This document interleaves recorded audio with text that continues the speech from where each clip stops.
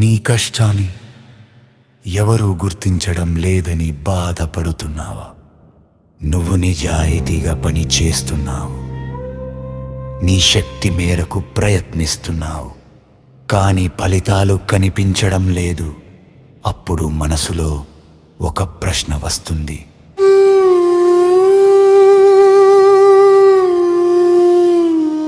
ఇంత చేస్తున్న ప్రయోజనం ఏమిటి?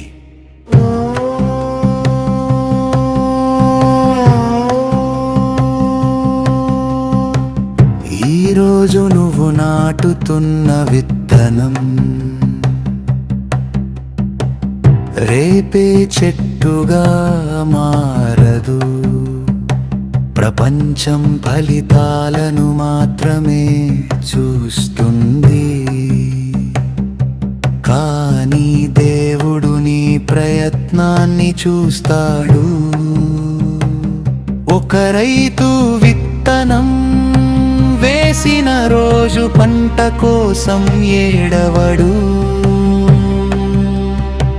ఎందుకంటే అతనికి తెలుసు కాలం వచ్చినప్పుడు పంట తప్పకుండా వస్తుందని. అలాగే నీ కష్టం వృథా కాదు, నీ నిజాయితీ వృథా కాదు, నీ సహనం వృథా కాదు. కాబట్టి పని చేయి, ఫలితం ఎప్పుడు వస్తుందో అని బాధపడకు.